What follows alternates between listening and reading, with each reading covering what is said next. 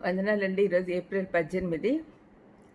ప్రభువు మనల్ని ఓర్పుతో సహిస్తాడు అనే విషయము జ్ఞాపకం చేసుకుందాం.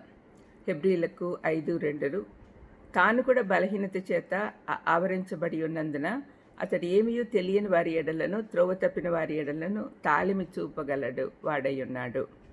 నిన్నటి రోజున హెబ్రీలకు 4:15లో క్రీస్తు యొక్క ప్రధాన యాజకత్వపు పాత్రను గురించి కొద్దిగా తెలుసుకున్నాం.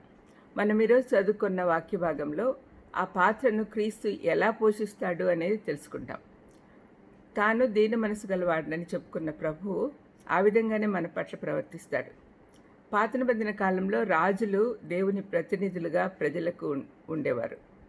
యాజకుడు ప్రజల పక్షంగా దేవుని ఎదుట ప్రాతినిధ్యం వహించేవాడు. రాజు ప్రజలపై అధికారం చెలాయించేవాడు, కానీ యాజకుడు ప్రజలకు సానుభూతి చూపేవాడు. బైబిల్లోని హెబ్రీ పత్రిక మనకు యేసుక్రీస్తు ఏ విధంగా మనకు నిజమైన యాజకునిగా ఉన్నాడో తెలుపుటికే వ్రాయబడింది. మిగిలిన యాజకులందరూ నీడ వల్లే కనపడతారు, ఆయనే అందరికీ మాదిరి అని తెలుసుకోవాలి. పాత నిబంధన కాలంలోని యాజకులు కూడా పాపం కలిగి ఉండేవారు.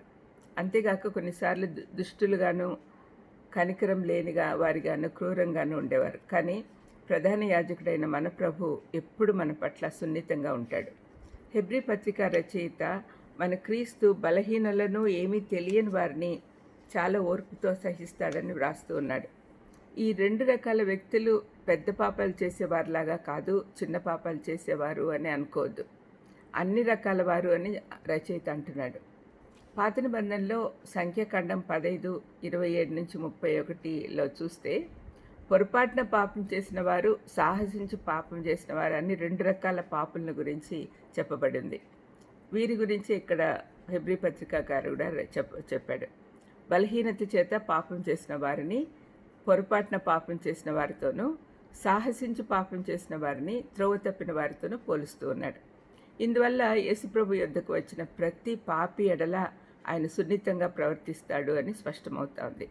వారెంత పెద్ద పాపం చేసినా క్రీస్తు యొద్దకు వెళ్ళటం వల్ల అన్నీ క్షమించబడతాయి. అడగాలంతే. ఆయన మన పట్ల తాళిమి ఎందుకు చూపుతున్నాడు? దానికి సమాధానము ఆ వచనంలోనే ఉంది. తాను కూడా బలహీనత చేత ఆవరింపబడి ఉన్నందున అని వ్రాయబడి ఉంది. దీనిలోనే ఆయన ప్రధాన యాజకత్వం కనపడుతుంది.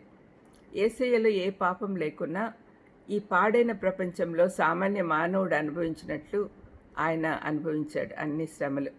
అందుకే మన పట్ల తాళింపు చూపుతున్నాడు. ఆయన మన పట్ల చాలా సున్నితంగా ఉంటాడు కాబట్టి ఆయన వైపు చూడాలి మనం. ఆయన స్వతహాగా సాత్వికుడు కాబట్టి ఆయన ప్రవర్తన అలాగే ఉంటుంది. మన పాపం వైపు మనం చూసుకుంటూ ఉంటే జాగ్రత్తగా ఎలా ఉండాలో తెలుసుకోలేం.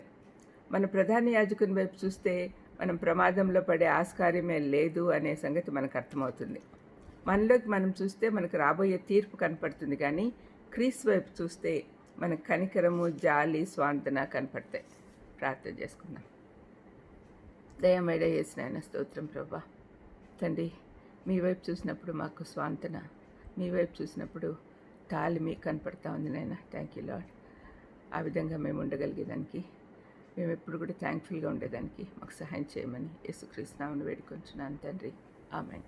God bless you.